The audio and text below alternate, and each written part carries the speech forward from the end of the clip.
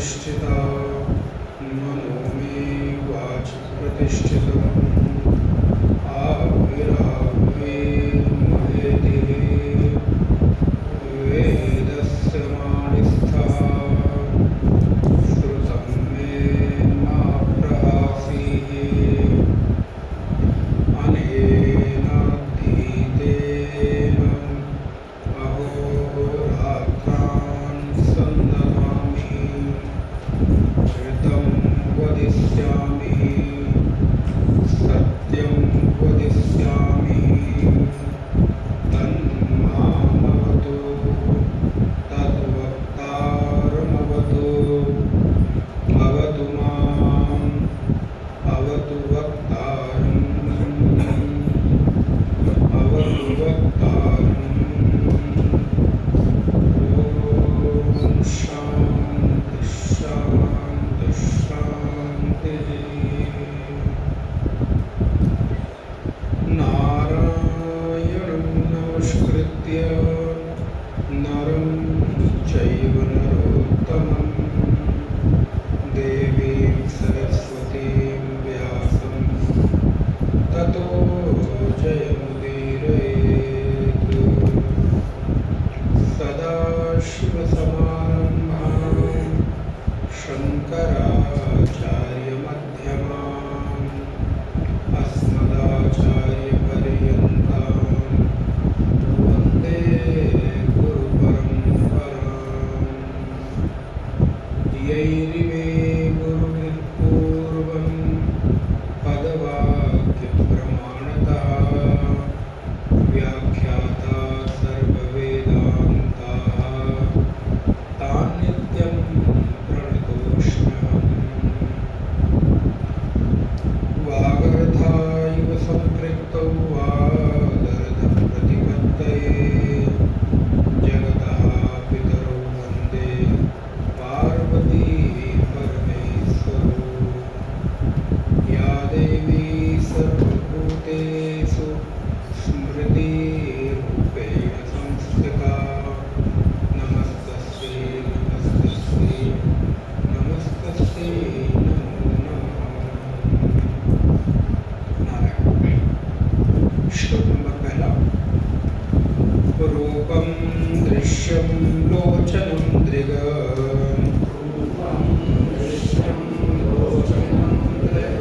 तदृश्यं दृक्तुमानसं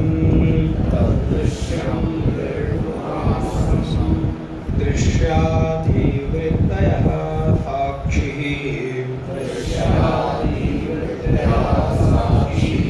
दृगेव न तु दृश्यते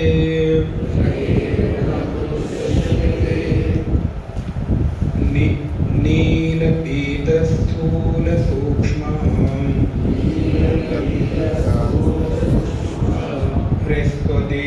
ह्रस्वदीर्घादिभेदतः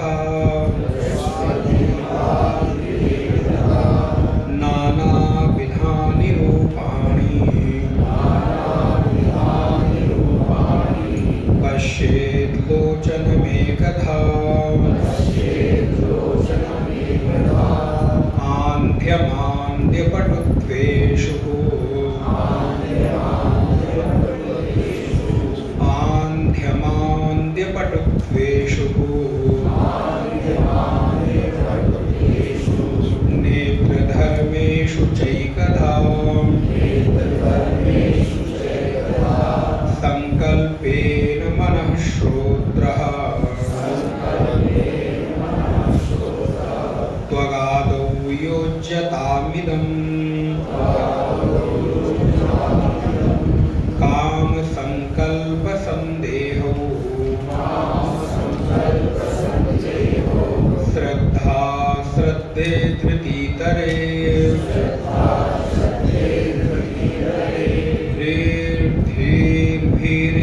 धीर्भिरित्येवमादीनो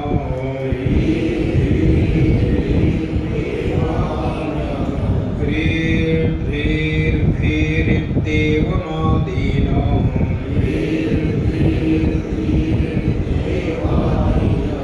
भासयत्ते कदाचित्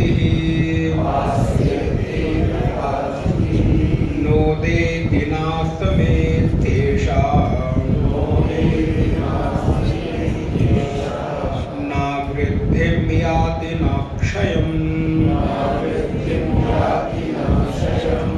स्वयं विभात्यथान्यानि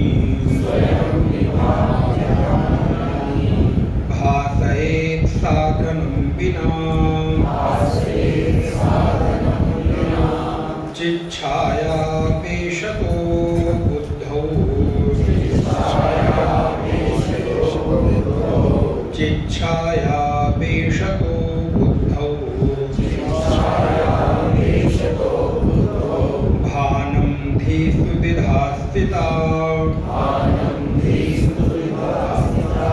एकाहं कृतिरन्या स्यात् अंतःकरणरूपिणी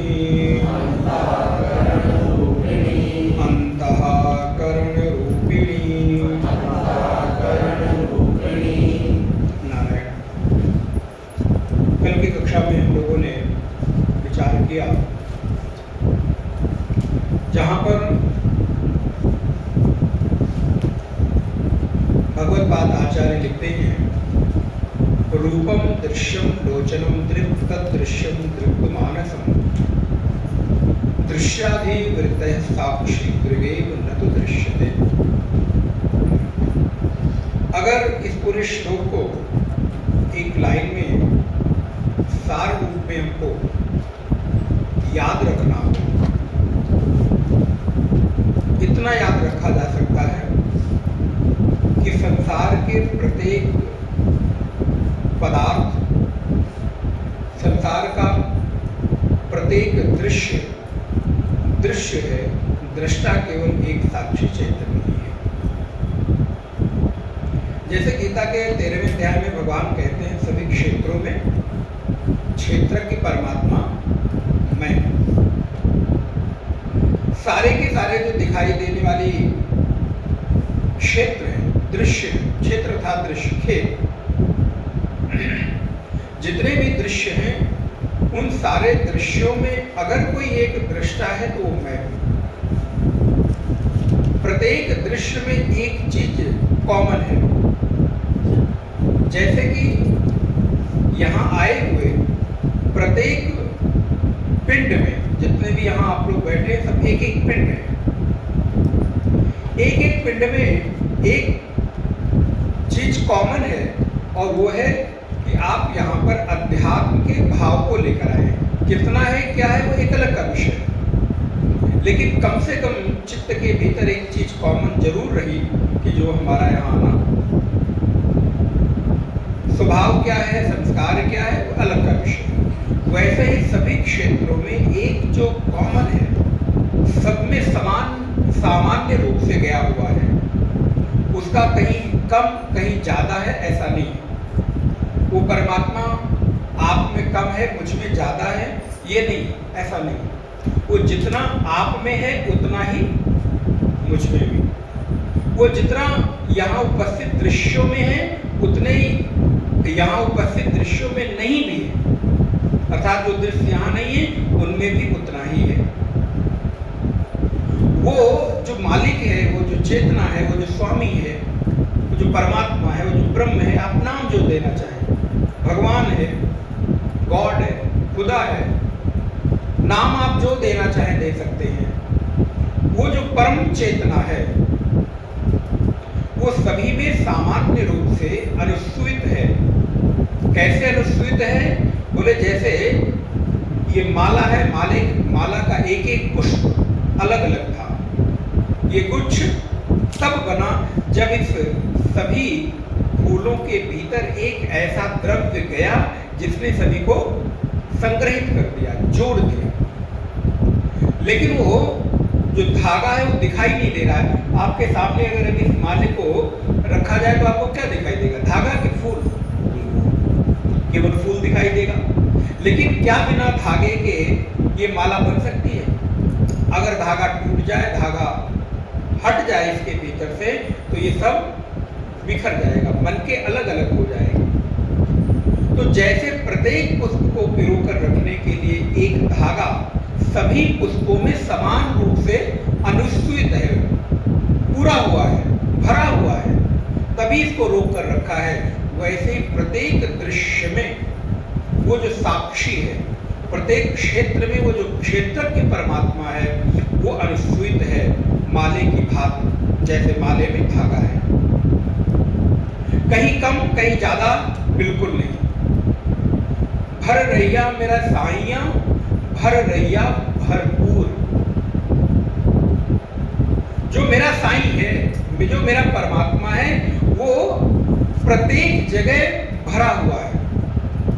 और कैसा भरा हुआ है? बोले भरपूर भरा हुआ है, कहीं कम और कहीं ज्यादा होने की उसकी गुंजाइश।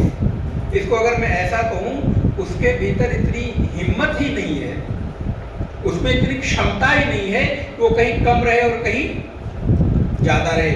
और ऐसी भी उसकी क्षमता नहीं है कि वो कहे कि मैं तुम में नहीं हूं और इसमें हूं। कितना मजबूर है आप सोचो, आप कितने स्वतंत्र हो, वो स्वतंत्र नहीं है।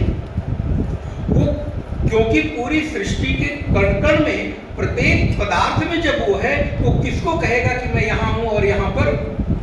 तो उसको तो होना ही होगा। वो जितना आस्तिक में है उतना ही नास्तिक में भी है। हम और आप अपने आप को आस्तिक और नास्तिक का टैग लगा सकते हैं, लेकिन परमात्मा में इतनी सामर्थ्य नहीं कि वो कहे कि नहीं मैं आस्तिक में तो रहूंगा और नास्तिक में। वो उतना ही सब में है, चाहे वो चींटी हो, चाहे वो हाथी हो, चाहे वो नदी हो, चाहे तालाब हो, चाहे वो पहाड़ हो, चाहे एक छोटा वृक्ष हो। प्रत्येक सृष्टि के कण कण में वो परमात्मा व्याप्त है, अनुस्यूत है, गया हुआ है। तो दृश्य जो दिखाई देने वाला, अनुभव होने वाला, दृश्य का अर्थ केवल दिखाई देने वाले से ना लीजिएगा। जो कुछ आप अनुभव करते हैं वो प्रत्येक चीज दृश्य की कैटेगरी में आता है। जैसे माया का मतलब ये होता है कि जो कुछ आप अनुभव कर सकते हैं, मैं और मोर तोड़ते माया। जो कुछ हम अनुभव कर सकते हैं वो प्रत्येक चीज दृश्य की कोटि में आता है, दृश्य की कैटेगरी में आता है। चाहे वो आंखों से देखना हो, कानों से सुनना हो, इस घ्राण से सुगंध लेनी हो, जिह्वा से स्वाद लेना हो, हाथों से स्पर्श करना हो, और अन्य अपनी इंद्रियों के द्वारा ग्रहण किया जाने वाला जो पंच विषय है, शब्द, स्पर्श, रूप, रस और गंध, प्रत्येक विषय दृश्य की कोटि में आता है। और जो दृश्य की कोटि में आता है वो जड़ होता है, अर्थात स्थूल होता है, जड़ होता है। हमने जड़ होगा तो शायद आपको लगा होगा कि अटपटा सा, असल में संस्कृत में जड़ शब्द नहीं है, जड़ शब्द है। ड़ा कोई ऐसी अक्षर नहीं आता है, इसलिए उसको जड़ कहते हैं, लेकिन अब हमारे बोलचाल की भाषा में वो जड़ ही कहा जाता है। तो जो कुछ भी दृश्य है वो दृश्यमान प्रत्येक पदार्थ, प्रत्येक परिस्थिति, प्रत्येक व्यक्ति, प्रत्येक मन स्थिति दृश्य है। क्योंकि आप केवल रूप, आंखों से रूप को ही नहीं देख रहे हो, बल्कि आप अपनी मन स्थिति को भी देखते हो कि नहीं? आप अपने आप को देख रहे हो।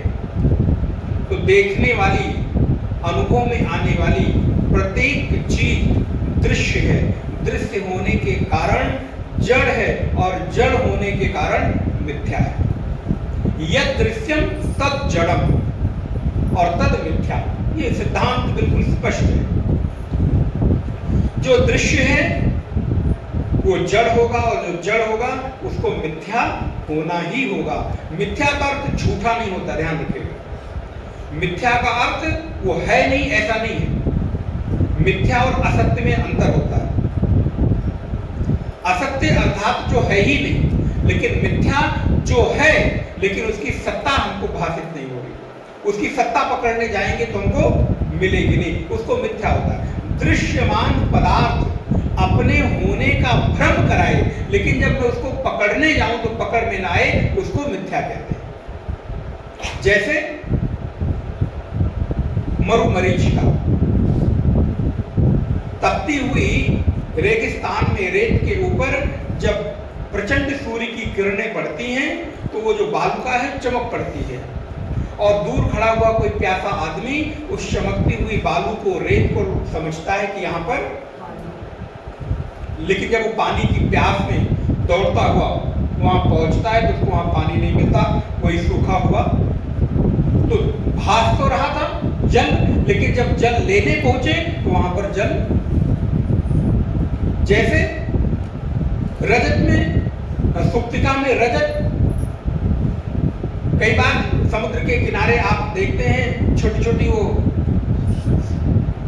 शंख के आकार की जो सुक्तिका है वो पड़ी रहती है, चमकती है, तो उनको लगता चांदी मिल गया, हाँ कोई ऐसा द्रव्य मिल गया, लेकिन जब उठा के देखा तो, और ऐसा कोई व्यक्ति दावा नहीं कर सकता मेरे भाई बहन कि वो ये ना कहे कि आज तक मुझे कभी भ्रम तो होता ही है, और होता ही नहीं है, हर रोज हर क्षण होता ही जा रहा है। एक दिन हो जाए तो बात भी बन जाए, रोज हम भ्रम में ही हैं। इस वजह से जैसे वो रजत भासित हो रहा है, जैसे मरु मरीचिका है, जैसे आकाश पुष्प है, भासित तो है, लेकिन जब लेने जाएंगे तो मिलेगा नहीं। दूसरा दृष्टांत, अभी आप यहाँ हैं, नीला आकाश बिल्कुल खुला हुआ दिखाई दे रहा है, बादल होते हैं तो आप देखिए बादलों में नाना प्रकार के आकृतियां उकेर जाती हैं। कभी आप देखेंगे पेड़ जैसा बादल बन गया, कभी देखेंगे घर मकान, कभी देखेंगे पूरा का पूरा शहर बसा हुआ है, कभी देखेंगे और नाना प्रकार की आकृतियां हैं, लेकिन वो आकृतियां कितनी देर के लिए हैं, उन्हें हवा का एक झोंका सा आया, बादल पीछे से एक बादल आया, उसने उस आकृति को ध्वस्त कर दिया। देखते देखते रहे, हम दूसरे को, अपने मित्र को, अपने किसी प्रियजन को दिखाने ही वाले, देखो देखो देखो, तब तक वो आकृति दिख तो रहा है, लेकिन यथार्थ में जिसकी सत्ता नहीं है वो मिथ्या है, असत नहीं है। असत तो का तात्पर्य जो कभी है ही नहीं, था ही नहीं, हुआ ही नहीं, लेकिन मिथ्या है जो दिखाई तो दे, लेकिन असल में उसकी सत्ता, जैसे संसार को असत्य नहीं कह सकते क्योंकि इसके साथ हम व्यवहार कर रहे हैं। असत क्या है? जो हो ही ना, जैसे बंध्यापुत्र, कुछ आया समझ में?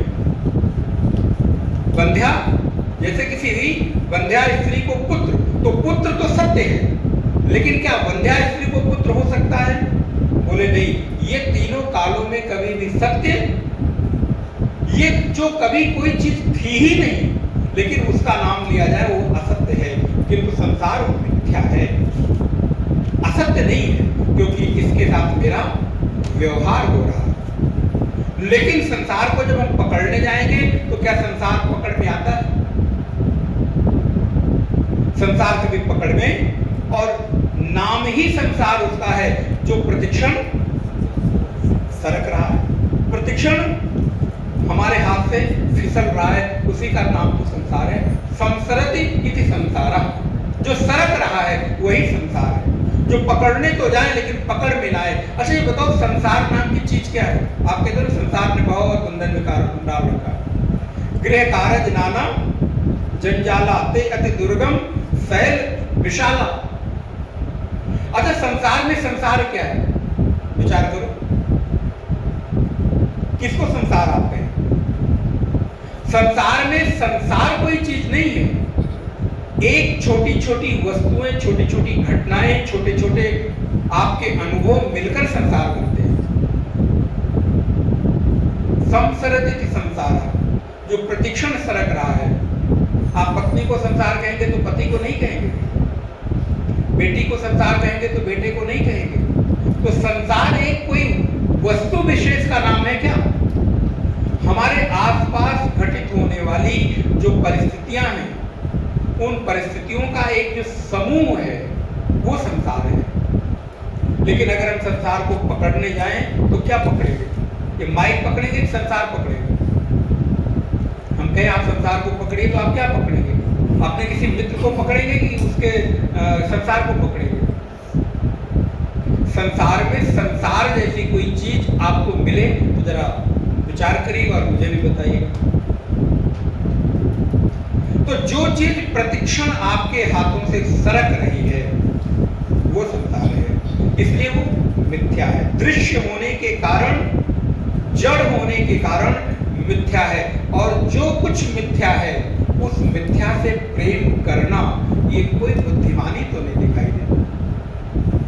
जो प्रतिक्षण बदल रहा हो उस बदलते हुए को पकड़ कर रखना कि तुम मत बदलो, ये कल्पना करना भी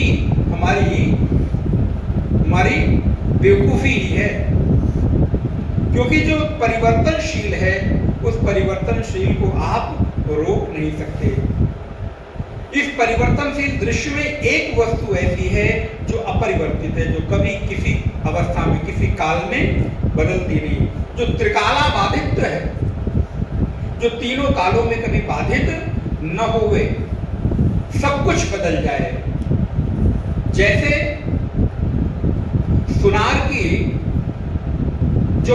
सुनार का जो बनाने वाला एक ठीहा कहते हैं, निहाई कहते हैं, अलग अलग नाम उसके होते हैं,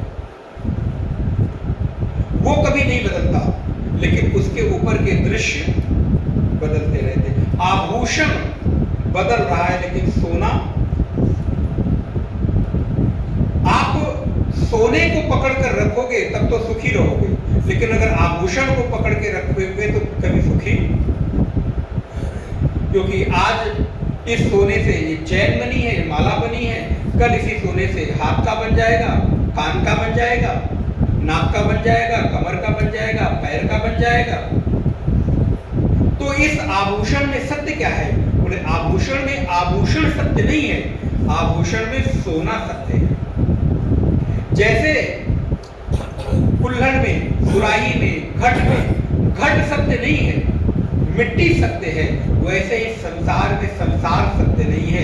ये संसार जिस पर टिका हुआ है वो सत्य है, और वही अंतिम दृष्टा है, वही अंतिम साक्षी है, उसका कोई साक्षी नहीं है। क्योंकि दृष्टा का कोई दृष्टा नहीं होता, अंतिम दृष्टा तो वो परमात्मा ही है। लेकिन ये अनुभूत में कैसे आए?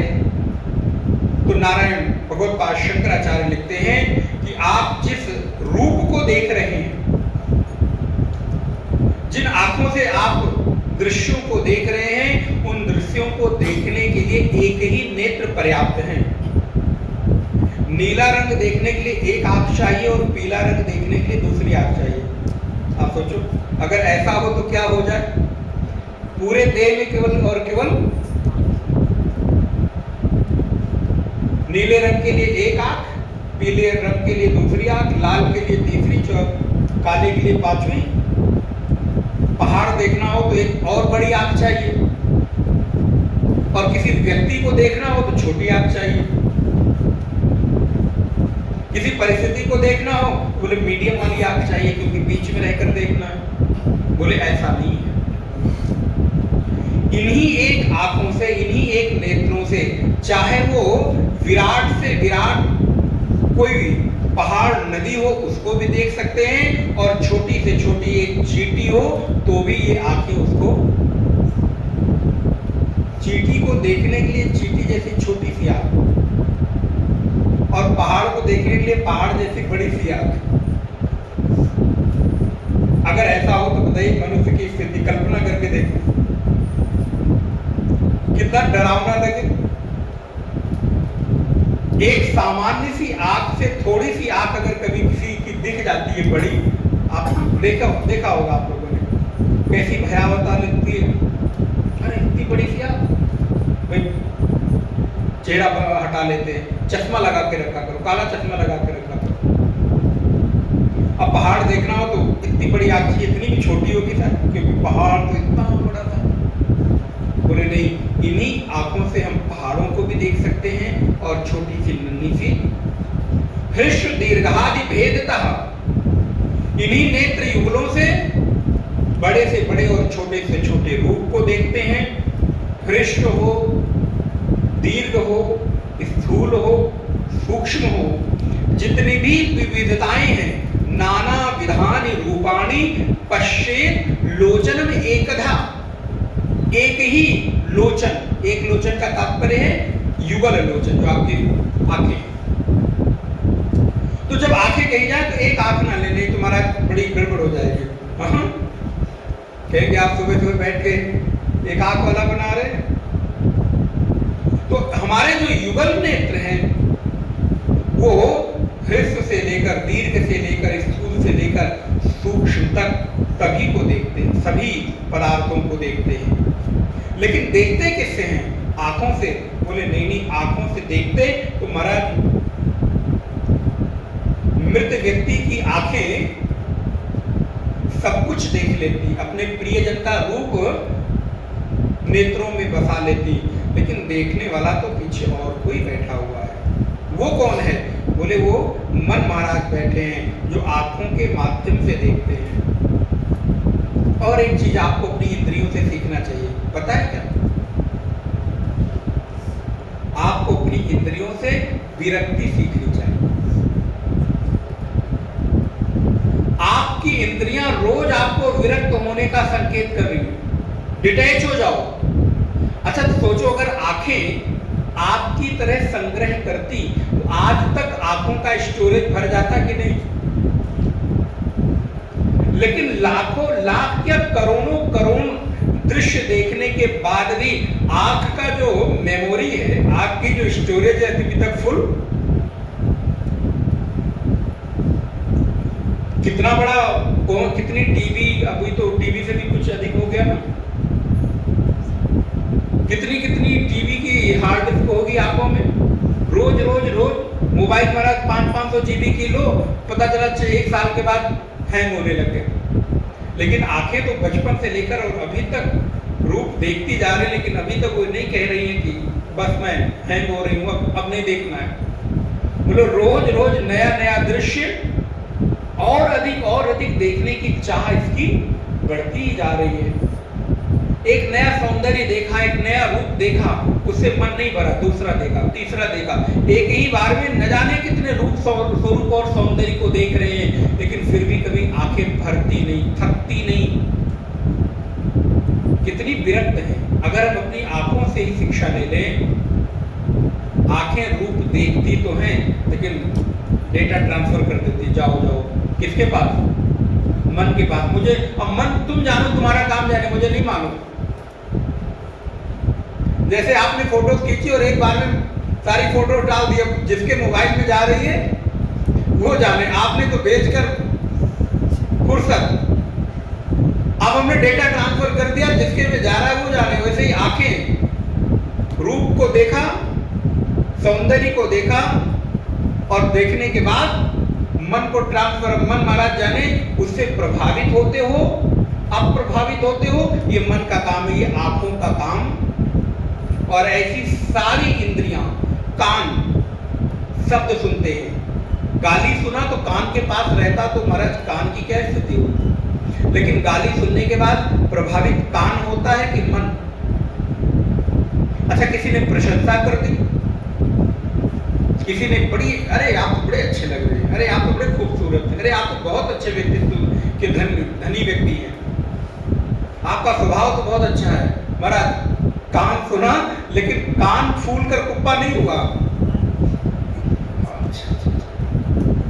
वो व्यक्ति जो प्रशंसा करने वाला है, वो कान में बैठा कि मन में? महाराज बोले अगर कान में बैठता तो कान के माध्यम से शब्द गया, लेकिन कानों ने शब्दों को अपने पास क्या किया? बोले चलो मुझे तुम्हारी जरूरत नहीं है, बस मेरा काम इतना था कि मैंने सुना और सुनकर पहुंचा दिया। प्रभावित कौन हो रहा है? बोले मन। क्यों? क्योंकि दृश्य कभी प्रभावित नहीं होता, प्रभावित दृष्टा होता है। क्योंकि दृश्य और दृष्टा अलग अलग है। जो दृश्य है वो दृश्य सामने होता है और दृष्टा पीछे होता है, तो उस दृश्य से प्रभावित होने वाला है दृष्टा। तो मन भी कहते हैं महाराज मैं अपने पास क्यों रखूं, मैं किसी और को भेज देता हूं। आंध्यमांध्य तीसरा श्लोक। आन्द्यमान्द्य पठित्वेषु नेत्र धर्मेषु चैकधा संकल्पेन मनः श्रोत्रः त्वगादौ योज्यताम् इति। एक ही मन की जो अंधता है,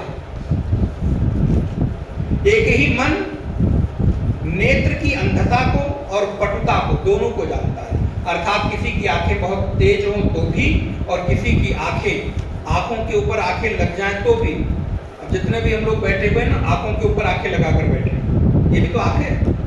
इसलिए संस्कृत में चश्मे को उपनेत्र कहा गया। ये क्या है? उपनेत्र। तो आंखों के ऊपर आंखें हों, इसका मतलब नेत्र थोड़े कमजोर हो गए हैं, उनमें उतनी पटुता नहीं है, तीव्रता नहीं है। और किसी की आंखें बहुत तेज हों, मैं देख सकता हूं लेकिन तुम प्रसंग स्मरण करिएगा। जिस समय लंका पर जाने की बात हुई, माता सीता अशोक वाटिका में बैठी हुई है, उस समय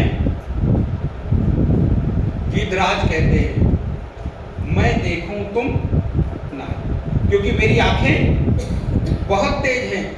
लंका में बैठी हुई अशोक वाटिका में भगवती सीता को मैं देख सकता हूं लेकिन तुम नहीं देख सकते। तो किसी की आंखें तीव्र हो सकती है, तेज हो सकती है, किसी की पटु हो सकती है, किसी की मंद हो सकती है, लेकिन अनेक धर्मों को जानता हुआ ये मन, श्रोत्रादि इंद्रियों से ग्रहण करने वाला ये मन विषयों में जाता तो है लेकिन उनसे आसक्त नहीं होता।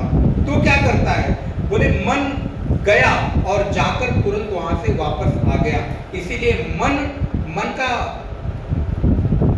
नामक ऑर्गन अगर शरीर में खोजने जाओ तो कहां मिलेगा? बताइए। मन क्या कोई एक निश्चित अंग है जो आपको खोजने से मिल जाए? इतने खोज हो गए, इतने अनुसंधान हो गए, अभी तक मन को निकाल कर बाहर रखने की सामर्थ्य, क्योंकि मन कोई एक अंग विशेष नहीं है। प्रत्येक इंद्रियों में समाहित हुई आपकी जो वृत्तियां हैं वही मन है। प्रत्येक विषय को ग्रहण करने की जो सामर्थ्य है वही मन है। अर्थात आपके भीतर निरंतर चल रहा जो वर्तन है, वृत्तियों का प्रवाह है, वही तो मन है। मन नामक कोई एक अंग नहीं है। मन सतत प्रवाहित होने वाली वृत्तियां हैं। इसलिए वृत्ति का अर्थ होता है वर्तनम नाम वृत्ति, जो वर्तन करे, एक जगह न रहे। इसलिए तो कृष्ण के समक्ष अर्जुन कहते हैं, प्रभु चंचलम ही मनः कृष्ण। कैसा है? बोले प्रमाथि बलवत दृढ़म। और इसको रोक पाना, बोले वायु सुदुष्करम। कृष्ण ये मन बहुत चंचल है। चंचल कितना है? बोले जैसे वायु को रोक पाना कठिन है। अगर कोई कहे मैंने वायु को कब्जे में कर लिया है, तो हो सकता है क्या कोई वायु को कमरे में बंद कर सकता है? अगर ऐसा होता तो ऑक्सीजन अभी तक हम लोग सब अपने अपने कमरे में, अपने अपनी कोठियों में रख लिए होते, महाराज, बचती नहीं। और कृत्रिम ऑक्सीजन को स्टोर किया तो परिणाम आपके सामने अभी कुछ महीनों पहले सामने था। लेकिन परमात्मा के द्वारा जो आपको वायु दी जा रही, हवा दी जा रही, पवन दिया जा रहा है, वो कैसा है? बोले जैसे उस वायु को रोक पाना कठिन है, वैसे ही मन को भी रोक पाना। क्यों? क्योंकि मन एक निश्चित कोई अंग होता तो हम संयम कर लेते ना। तो इसका उपाय क्या है? चलता रहेगा, चंचलता बनी रहेगी। कृष्ण कहते नहीं, आप इसकी चंचलता को नहीं रोक सकते, लेकिन हाँ, इसके चंचलत्व को एक दिशा जरूर दे सकते हैं। ध्यान दें, मन का कभी भी वेदांत में नाश होना नहीं स्वीकार किया गया। योग सूत्र में जब महर्षि पतंजलि योग सूत्र लिखने चले तो पहला सूत्र लिखते अथ योगा योगानुशासनम, और दूसरा ही सूत्र आया तन निरोधा। अथ योगानुशासनम चित्त वृत्ति निरोधा, अर्थात हम योग का अनुशासन करने जा रहे हैं, लेकिन अब चित्त वृत्तियों का निरोध कर देंगे। निरोध का तात्पर्य है रोक देंगे। अब वेदांत में और योग दर्शन, यही दर्शन की थोड़ी थोड़ी सूक्ष्मता में भेद होता है, इसीलिए तो दो दर्शन बने ना, नहीं तो दर्शन दो दर्शन होते क्यों? हमारे यहाँ 6 आस्तिक दर्शन है, 3 नास्तिक दर्शन है, तो कुछ तो भेद होगा ना। लेकिन कई बार हम लोग जानते नहीं, तो सारे दर्शनों के सूक्ष्म सिद्धांतों को न जानने के कारण सब घोल घाल मेल कर देते हैं। भगवत्पाद शंकराचार्य कहते हैं मन का निरोध कैसे संभव है, जरा आप विचार करके देखें। जब कृष्ण इस बात को कहते हैं कि ये इसका निरोध संभव, फिर क्या हो सकता है? बोले अभ्यासेन तु कौन्तेय वैराग्येण च गृह्यते। अभ्यास और वैराग्य के द्वारा मन को आप संयमित कर सकते हो, रोक सकते हो थोड़ी देर के लिए विषयों में, समाहित कर सकते हो, लेकिन कभी भी मन का सम्यक रूप से निरोध नहीं हो सकता, क्योंकि निरोध का तात्पर्य है मार देना। निरोध का तात्पर्य है दोबारा मन आपके लिए उपलब्ध ही ना हो, और अगर मन आपके लिए उपलब्ध नहीं होगा तो ज्ञानी का व्यवहार कैसे चलेगा? जबकि देखा जाता है कि ज्ञानी भी व्यवहार करता है।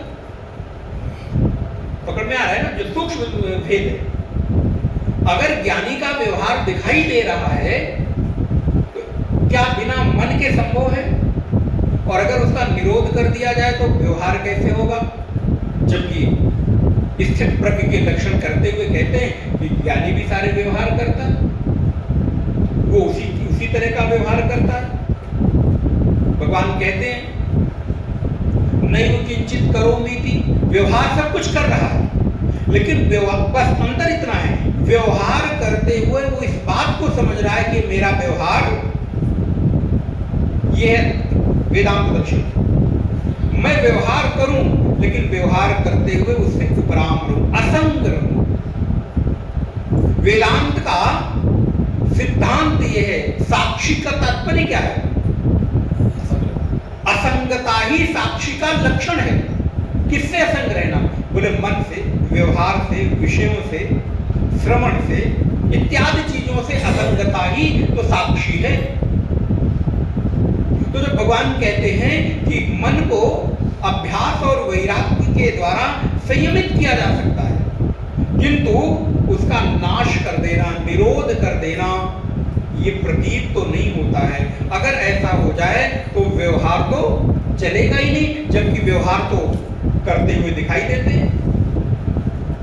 तो उसकी अनुभूति क्या होती है? तो नैव किंचित करोमीति, ध्यान दीजिए, नैव किंचित करोमीति, मैं सब कुछ कर रहा हूं, लेकिन सब कुछ करते हुए इस बात को जान रहा हूं कि मैं कुछ, यही है साक्षी, यही है असंगता। क्या क्या व्यवहार कर रहा है ज्ञानी?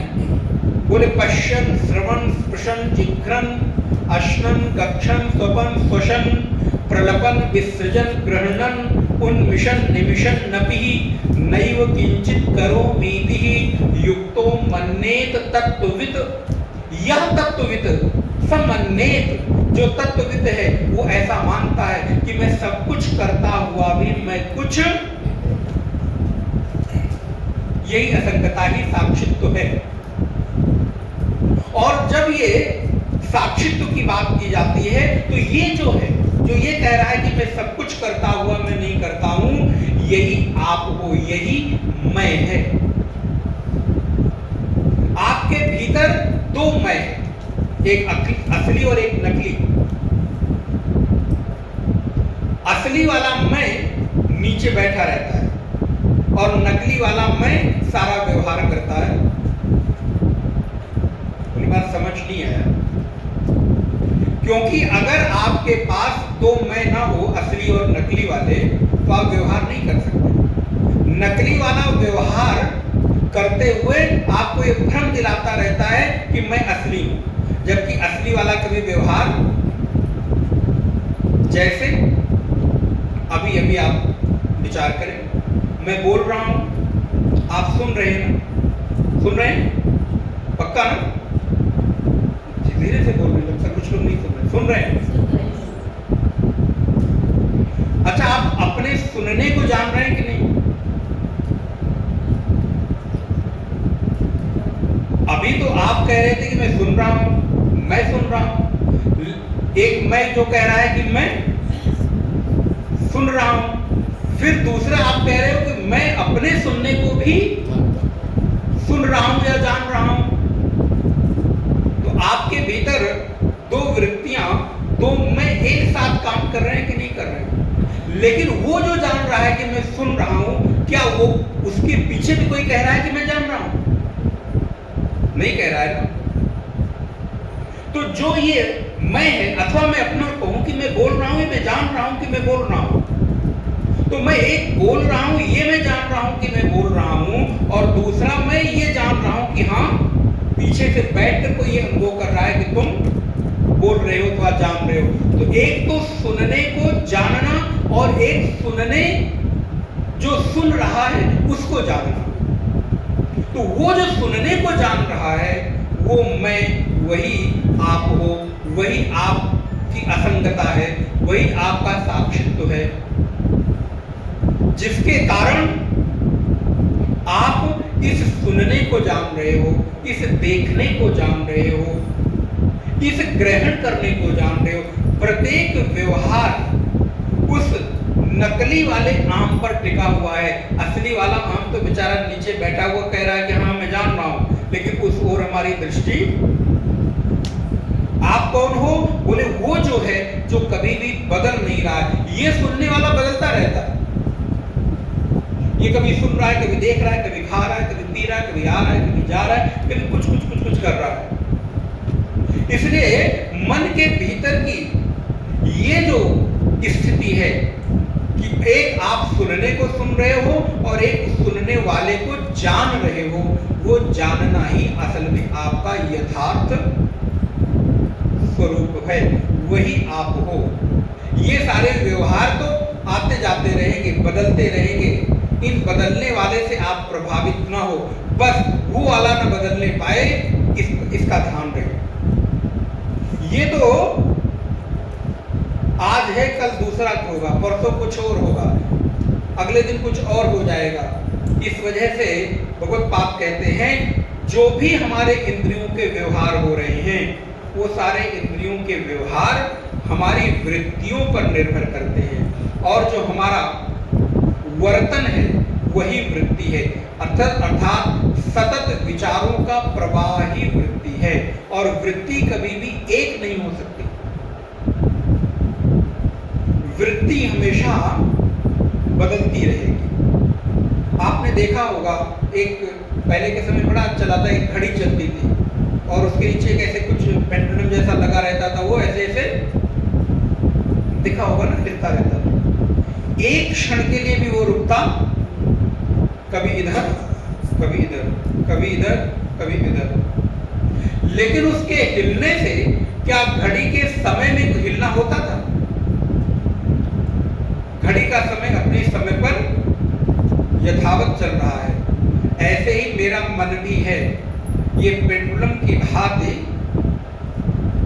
उस वृत्तियों में इधर से उधर सतत प्रवाहमान है। किंतु इन वृत्तियों को एक बना देना ही मन का नियमन करना है, निरोध करना है। इसको वेदांत की दृष्टि से कहता है कि आपके मन की वृत्ति, उठने वाली वृत्ति और गिरने वाली वृत्ति एक हो जाए, अर्थात लीयमान उदीयमान वृत्ति ब्रह्माकारित वृत्ति हो जाए। जिस वृत्ति को लेकर आप उठें, उसी वृत्ति को लेकर आप बैठें, उसी वृत्ति को लेकर पुनः उठें और फिर उसी वृत्ति को लेकर तो जो हमारी एक रूपता है, ब्रह्मकाराकारिता वृत्ति है, उसका विषय एक हो। ध्यान रहे, वृत्ति नहीं बदलेगी, वृत्ति के विषय को बदलने में आप स्वतंत्र हैं, वृत्ति को रोकने में आप स्वतंत्र नहीं है, लेकिन उन वृत्तियों का विषय क्या होगा उसमें हमारी स्वतंत्रता है। लीयमान और उदीयमान वृत्ति ब्रह्माकाराकारित वृत्ति हो। जैसे उदाहरण, कल शाम के डिस्कशन में सुषुप्ति की बात चल रही है। अच्छा, आप जो सुषुप्ति में लेके जाते हो जागृत में वही लेकर उठते हो कि कुछ और उठते हो?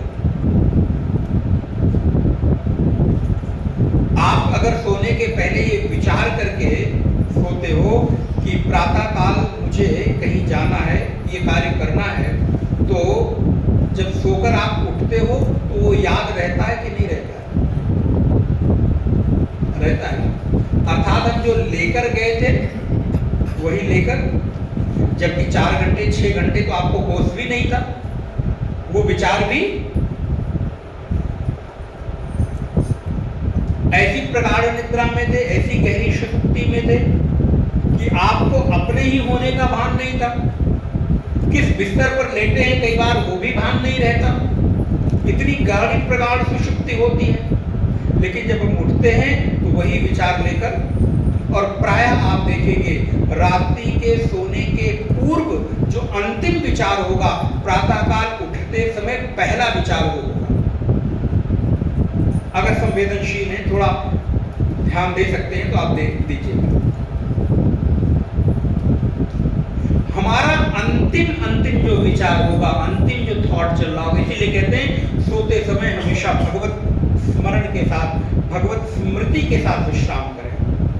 अगर ऐसी सुषुप्ति है तो सुषुप्ति नहीं, उसको समाधि कहते हैं, क्योंकि समाधि में तो यही होता है ना कि आप जागृत होके जाते हैं और जागृत होकर, और अगर ऐसी सुषुप्ति में गए जिस सुषुप्ति में भगवत स्मरण ना हो, उठते भी भगवत, तो आपकी सुषुप्ति थोड़ो है, फिर वो सुषुप्ति क्या है? इसी को तो मानस पूजा में कहते हैं कि हमारी जो प्रत्येक कर्म है, आत्मा त्वं गिरिजा मति सहचरा प्राणः शरीरं गृहं पूजा ते विषयोपभोग रचना निद्रा समाधि स्थिति। ये जो वाणी के द्वारा बोला जा रहा है, अगर ये भाव बन जाए कि ये प्रवचन नहीं है बल्कि ये प्रभु की वांग में वाणी की सेवा है, तो आपका रोज का बोलना न होकर बल्कि स्तोत्र गायन हो जाएगा, मंत्र पाठ हो जाएगा। आत्मा त्वं गिरिजा मति सहचरा प्राण शरीरम गृहम पूजा ते विषयोपभोग रचना। जैसे आप पूजा में नाना प्रकार के वस्तुएं चढ़ाते हो ना, दूध दही घी पंचामृत शहद फल फूल मिष्ठान दूर्वा आदि आदि, वैसे ही तो आप रोज नाना प्रकार के विषय ग्रहण करते हो, तीखा भी मीठा भी खट्टा भी, नाना प्रकार के विषय वस्तुओं को ग्रहण करते हैं। तो अगर इस स्थिति में आ जाए तो मेरा विषयों का ग्रहण करना, विषयों का भोग करना, विषयों का भोग नहीं बल्कि वो आत्मदेव की पूजा होगी, आराधना होगी। पूजा से विषयों को भोग रचना, और फिर आपका सोना नहीं होगा, निद्रा समाधि स्थिति। इसीलिए तो जागृत महापुरुष की, ज्ञानी महापुरुष की निद्रा न होकर वो समाधि होती है। क्योंकि समाधि अवस्था क्या है? बोले वहां हम जागृत अवस्था में गए और जागृत अवस्था में लौटे, बस समाधि और सुषुप्ति में इतना ही अंतर है। सुषुप्ति में आप जाते हो जागृत, लेकिन वहां जागृत नहीं रहते हो, आपको अपना भी भान नहीं रहता, और जब वापस लौटते हो तो आप अनुमान करते हो कि मैं वहां पे सुखपूर्वक, और समाधि में आप गए जागृत, वापस आए जागृत, तो आप ये अनुभव करते हो कि मैं जागृत था, मैं अनुभव कर रहा हूं। नहीं तो जागृत और सुसुप्ति और समाधि में कोई भेद ही नहीं बचेगा ना। तो इसलिए सुसुप्ति अज्ञान की अवस्था है और समाधि ज्ञान की अवस्था है, जागृत की अवस्था है, अनुभव की अवस्था है। और सुषुप्ति हमारी अज्ञान की अवस्था है, अचेतन की अवस्था है, जहां मैं नहीं जानता हूं कि मैं क्या कर रहा हूं, कैसे सो रहा हूं। लेकिन समाधि में मुझे ये भान रहता है कि हाँ, मैं बैठा हूं और मैं ध्यान कर रहा हूं। किसका? अपने ध्येय का। और मैं कौन हूं? ध्याता हूं। सुषुप्ति में मैं सोने वाला हूं, सोने की क्रिया हो रही है और मैं सुख भोग रहा हूं, इसका भान रहता है? नहीं रहता। लेकिन समाधि में मैं ध्याता हूं, ध्यान कर रहा हूं और ये मेरा ध्येय है, इसका भान। इसलिए जो असंग है वही साक्षी चैतन्य हमारी प्रत्येक क्रियाओं में सम्मिलित है। और अगर ऐसी स्थिति बन जाए तो हर क्रिया, हर हमारे जीवन की चेष्टा वो आराधना बन जाएगी। इसलिए जो सभी दृश्यों का वो दृष्टा है, वो दृश्यों को देखता हुआ भी कभी उनसे प्रभावित नहीं होता। दृष्टा वही है जो कभी दृश्य से प्रभावित ना हो। जो दृष्टा दृश्य से प्रभावित हुआ वो दृष्टा नहीं रह जाएगा, वो भी तो बन जाएगा, वो भी दृश्य के जैसा ही हो जाएगा। इसीलिए तो मन दृश्य की कोटि में आ जा रहा है। क्यों? क्योंकि वो दृश्य से प्रभावित हो जाता है। फिर बुद्धि भी दृश्य की कोटि में आ रही है, जबकि वो दृष्टा थी, क्योंकि बुद्धि भी दृश्य से प्रभावित हो रही। लेकिन एक ऐसा दृष्टा है आपके भीतर जो आपकी किसी भी क्रिया से कभी प्रभावित, इसलिए उस दृष्टा का कोई दृष्टा, प्रत्येक दृश्य का दृष्टा है, लेकिन उस अंतिम साक्षी दृष्टा का कोई दृष्टा नहीं है, क्योंकि वो कभी किसी दृश्य से प्रभावित, वो सदा असंग रहता है, वो सदा निर्लेप रहता है। काम संकल्प संदेहो, श्लोक नंबर 4। काम संकल्प संदेहो श्रद्धा श्रद्धे धृतितरे ह्रीर ह्रीर धीरित्येवमादीनो भासयते कदाचित्। अर्थात काम का अर्थ जब मैं कहता हूं या शास्त्र में कहते हैं तो आप काम से केवल एक ही चीज अर्थ ग्रहण न करें। कई बार काम का केवल एक ही अर्थ में हम लेते हैं, वासना, स्त्री का पुरुष के प्रति और पुरुष का स्त्री के प्रति, जबकि ऐसा नहीं। काम का अर्थ है जो कुछ हम चाहते हैं। पुरुषई अर्थ्यते इति काम, पुरुष जो कुछ भी चाहता है उसको काम कहते हैं। पीना भी काम है, खाने की इच्छा भी काम है, जल ग्रहण करने की भी इच्छा काम है, किसी से बात करने की इच्छा भी काम है, कहीं आना जाना भी काम है, क्योंकि आप चाह रहे हो। जो चाहना है वो कामना है, लेकिन उसको कई बार हमने एक ही अर्थ में रूढ़ कर दिया। तो नारायण काम संकल्प, हमारी जो काम है, संकल्प है, संदेह है, ये सब मन की स्थितियां हैं। इसका शरीर से कोई अर्थ नहीं। काम कहां उठता है? पहले शरीर में कि मन में? अगर मन में काम न उठे तो शरीर में उसका कभी प्रभाव। और इसीलिए कहते हैं कई बार कि अगर आप मन से मजबूत हैं तो शरीर कोई बहुत मायने, मन के जीते जीते मन के। अगर मन में काम है, संकल्प है, मन में सामर्थ्य है तो शरीर भी तद अनुरूप हो जाता है। इसी को भगवान भाष्यकार गीता में कहते हैं, आप कई बार बहुत थक जाते हो। आपके भीतर की सामर्थ्य का परिचय करा रहा हूं, बहुत थक जाते हो, चला नहीं जा रहा है, चढ़ा नहीं जा रहा है। और दूसरा तो कहते बस 5-10 कदम है आगे, बैठने की जगह भी बैठ जाना। जैसे ही आपको पता चलता है कि 10 कदम है, आप अभी 1 कदम नहीं चल पा रहे थे, 10 कदम चलने की सामर्थ्य कहां से आ गई? आगे की आती है कि नहीं? और फिर इसलिए पहाड़ों में लोग कभी ये नहीं कहते कि बहुत दूर है। कल भी आप लोगों ने देखा होगा, ध्यान दिया, बस आ जाए, बस यही तो है बगल में, वहीं से उतर जाएंगे। जबकि वो एक चढ़ाई थोड़ी ऊंची थी, लेकिन वो सामर्थ्य आ गई। धृति यही है, धृति धारण करने की क्षमता बढ़ गई। तो मन के भीतर की सामर्थ्य आपके शरीर को समर्थवान बनाती है। संकल्प कहां पैदा होता है? मन में। फिर वो संकल्प कार्य रूप में, कर्म के रूप में शरीर में परिणत होता है, शरीर के द्वारा होता है। संदेह, संदेह कहां होता है? बोले महाराज बड़े संदेही हैं। और ध्यान रहे महाराज, जो संदेह आत्मा है ना, उसका कभी कल्याण नहीं हो सकता। कृष्ण कहते हैं, पंक्ति स्मरण है, संशय आत्मा विनश्यति। जो संदेहवान है, जिसके भीतर संशय, हर बात में संशय, हर क्रिया में संशय, हर व्यवहार में संशय, बोले उसका कभी कल्याण हो ही नहीं सकता। संशय आत्मा विनश्यति। इसलिए इस मन के संशय आत्मा को, संदेह को जरा संभालना चाहिए। काम संकल्प संदेह, श्रद्धा अश्रद्धे। श्रद्धा अश्रद्धा किससे होती है? मन से कि देह से?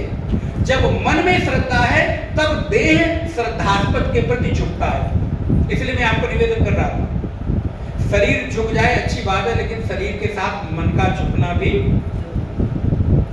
नहीं तो ऐसे शरीर के झुकने से कोई मतलब नहीं। वो एक व्यायाम भर है, एक कसरत भर हो जाएगी और कुछ भी नहीं। कि घुटने के बल बैठ के हमने प्रणाम तो कर लिया, लेकिन अगर मन नहीं झुका तो खाली कसरत भर होगी, व्यायाम होगा, उसका कोई लाभ होने वाला।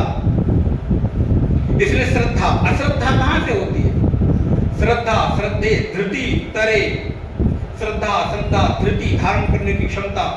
लज्जा, वीर, धीर, धीर माने ज्ञान, वीर माने भय, इत्येव। ये आदि जितने भी मन के आपके भीतर की सामर्थ्य है, कोमलता है, प्रसन्नता है, मुदिता है, वात्सल्य है, प्रेम है, श्रद्धा है, अश्रद्धा है, काम है, वीर, धीर, वीर, तेव, आर्जव है, इत्यादि जो भी आपके मन के भीतर के सामर्थ्य हैं, ये सब कैसे होते हैं? बोले ये बुद्धि वृत्तियों को एक ही चैतन्य प्रकाशित कर रहा है। ये जितनी भी बुद्धि वृत्तियां हैं, जितने भी नाम हम लोग ले रहे हैं, इन सबको प्रकाशित करने वाला कौन है? अभी आप कह रहे थे मन में है, लेकिन क्या मन में है इसके पीछे भी कोई कहता है कि मैं तुमको प्रकाशित कर रहा हूं? श्रद्धा उत्पन्न हुई तो क्या उत्पन्न हुई श्रद्धा को आप जानते हो कि नहीं? एक तो श्रद्धा हुई और दूसरी आप अपनी श्रद्धा को जानते भी हो। इसका मतलब आपकी श्रद्धा को कोई प्रकाशित कर रहा है, कोई आपको प्रेरित कर रहा है। वो कौन है? बोले वही तो दृगेव न तो दृश्यते, और उसी को तो जानना है। इसलिए वेदांत में असल में कुछ प्राप्त होता नहीं है, यहाँ प्राप्त से प्राप्ति है। यहाँ पर कोई अलग से चीज मिलने वाली नहीं है, जो आपको प्राप्त है ना। अब देखिए आपके ऊपर का आवरण हटना है, और जैसे जैसे आवरण हटता जा रहा है वैसे वैसे आपका आपसे परिचय होता है कि नहीं। और यही तो वेदांत का सौंदर्य है कि वो बाहर से लेकर कुछ आपको नहीं देता। गले में ये पहन लो तो ये हो जाएगा, वो कर लो तो वो हो जाएगा, ये कर लो तो ये हो जाएगा। बोले नहीं, आपके भीतर जो आपको नित्य प्राप्त है वो आप जान जाओ। इसलिए वेदांत प्राप्त को प्राप्त कराने की प्रक्रिया है। वो बाहर से कुछ लाकर देगा तो ध्यान रहे, जो कुछ भी बाहर से मिलेगा वो एक ना एक दिन मिटेगा।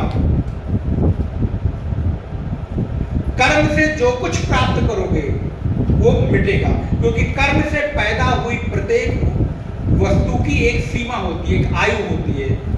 वो उसी दिन दवा बनाई जाती है, 5 साल एक्सपायरी डेट डाल दी जाती है।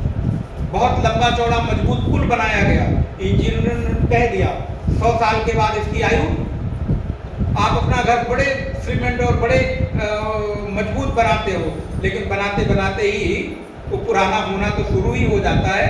इधर बनाओ उधर पीछे से। और इंजीनियर क्या कहता है, 100 साल की इसकी आयु है, इसके बाद ये 200 साल, 300 साल, 500 साल, 1000 साल, लेकिन एक ना एक दिन ये जाएगा। इसलिए प्रत्येक बदलने वाली परिस्थितियों में एक जो चीज है वो नहीं बदल रहा है, वो आप हो, जो आप की प्रत्येक वृत्तियों को जानने वाला है। इसलिए यहाँ पर बाहर से कुछ नहीं पाना है, जो कुछ आपको प्राप्त है केवल उसको जानना है। तो इसको ऐसे समझना चाहिए, वेदांत में जानना ही पाना है। पुनः रिपीट कर रहा हूं, जानना ही पाना है। कुछ बाहर से पाओगे तो वो एक दिन पाओगे तो दूसरे दिन जाएगा। इसलिए ये एक ऐसी वस्तु है, द्रव्य है, जो कभी मिटने वाला, जो आपका नित्य जब से पैदा हुए और जब तक आप हो आपके साथ प्रतिक्षण है। इसलिए यहां बंधन और मोक्ष ये भी कल्पित ही है। क्लास के उपसंहार में बंधन और मोक्ष अगर आप पकड़ पाए, समझ पाए, धारण कर पाए, सुन लेना बड़ी बात नहीं, सुन तो लेंगे, लेकिन सुनने के बाद धारण कर पाए ये वाक्य, यहाँ बंधन और मोक्ष ये भी केवल और केवल कल्पित है। किसको मोक्ष मिलेगा? आत्मा को। अगर आत्मा को मोक्ष मिलेगा इसका मतलब आपने ये माना कि आत्मा बंधन में, और अगर आत्मा को बंधन में आपने मान लिया तब तो आत्मा की महिमा का, जो कभी बंधन में नहीं आ सकता आप उसको बंधन में डाल रहे। इसलिए बंधन और मोक्ष भी केवल और केवल, यहां तो आत्मा सदा मुक्त है, बस आपको जानना है कि वो मुक्त है, और ये जानना ही पाना है। एक छोटी सी कथा सुना के मैं दृष्टांत के माध्यम से, एक बार एक ऊंट का व्यापारी अपने कुछ ऊँटों के समूह के साथ व्यापार करने के लिए एक देश से दूसरे देश में जा रहा था। जाते जाते सायंकाल हो गई, विश्राम की जरूरत थी। पता चला एक महात्मा कुटिया बनाकर, नारायण लोगों को विश्राम चाहिए तो महात्माओं की कुटिया में जाते हैं। कुटिया से मतलब चाहे उनकी शरण में जाए, उनके पास जाए, उनसे बात करें, चाहे उनके पास रहे, जो भी, और कहीं विश्राम मिलता नहीं है। सारे उदाहरण उठाकर देख लीजिएगा। संसार में विश्राम खोजने जाओगे तो उल्टा वहां और विष ही मिलेगा। ऊंट व्यापारी ने कहा महात्मा की कुटिया दिख रही, चलो रात को यही। और सबसे सीधे सरल महाराज साधु लोग ही लगते, जिसका जो मर्जी आए चला आए, बोल दे, कह दे, सुन ले, सुना दे। ठीक है भाई, संसार की गति ऐसी चल रही है। तो हो गए ऊंट का व्यापारी, महाराज आज रात को यही सोना है। ठीक है भाई, सो जाओ। ऊंट भी बांधना है, बोले बांध दो। महाराज उसने अपने ऊँटों को रस्सी से बांधना शुरू किया, और एक ऊंट की रस्सी कहीं गिर गई या लाना भूल गया, जाके खटखटाया दरवाजा, सुनो क्या हुआ? बोले एक रस्सी दीजिए। क्या हो गया?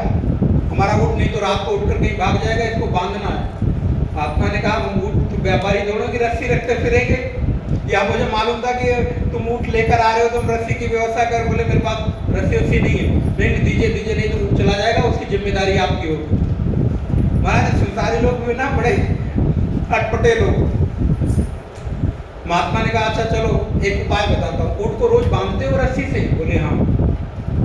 बोले जाओ, जैसे ऊंट को रस्सी से रोज बांधते थे घर पर, वैसे ही ऊंट के गले से रस्सी खींचने का नाटक करो, और उस खूंटे में बांधने का नाटक करो, और उसके पीठ के ऊपर जैसे थपथपाते थे वैसे थपथपाकर उसको बैठ जाने का संकेत कर दो, ऊंट कहीं नहीं जाएगा। बोले बिना बांधे? बोले हाँ बिना बांधे। ऊंट भाग गया तो जिम्मेदारी आपकी, पैसा आपको देना पड़ेगा। महात्मा ने कहा हाँ ठीक है जाओ। महाराज ऊंट व्यापारी गया, रात को सोया, सुबह उठा, चलने लगा। सारे ऊँटों की रस्सी को उसने खूंटे से खोला और सारे ऊँट उठकर चलने को तैयार। जो ऊँट को उसने झूठ मूठ की रस्सी से बांधा था वो उठ ही नहीं रहा। वो बार बार उठाए, उठ ही नहीं रहा है, बार बार उठाए उठ ही नहीं रहा है। अब वो तो घबरा गया, ये क्या हुआ, कोई जादू टोना कर दिया हमारे ऊँट को। दौड़ा गया महात्मा के पास, महाराज ये क्या आप चमत्कार कर दिए, क्या हुआ? बोले मेरे ऊँट तो उठ ही नहीं रहा है। बोले ऊँट को खोला, बोले खोलूं क्या जब बांधा ही नहीं। बोले झूठ मूठ का बांधा था, जैसे तुमने झूठ मूठ का बांधा था वैसे जाकर उसको झूठ मूठ का खोलने का नाटक करो। वैसे ही खूंटे से रस्सी को खोलो, गले से खोलो और उसकी पीठ को थपथपाओ, उठो तुम खुल गए हो और चल पड़ो। व्यापारी गया, जैसे महात्मा ने कहा था वैसा ही किया। देखते देखते वो खड़ा हुआ और दौड़ा हुआ है। महाराज ये क्या, ये कौन सा चमत्कार था? बोले कोई चमत्कार नहीं था, असल में ये संसार के बंधन का हम और आपका उदाहरण है। हम और आप भी झूठ मूठ के खूंटे में, और जिस दिन सदगुरु रूपी कोई भक्त, कोई सदगुरु रूपी कोई आचार्य, कोई संत मिलता है, वो कहता है जैसे तुम झूठ मूठ के बंधे हुए थे ऐसे झूठ मूठ का अपना बंधन खोलो, उठो और अपने लक्ष्य की ओर आगे।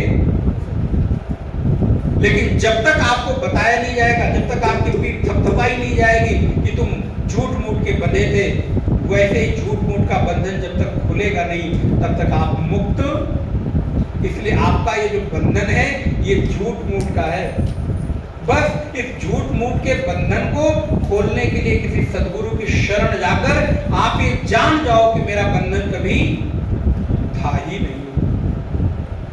वेदांत की सत्यता तो यही है, यही साक्षी, यही चैतन्य है जो असंग है, जो कभी किसी दृश्य से प्रभावित नहीं होता है।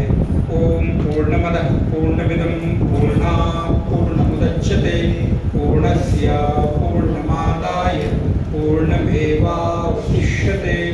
ओम शांति शांति शांति। हरि ओम। श्री गुरुभ्यो नमः। हरि ओम।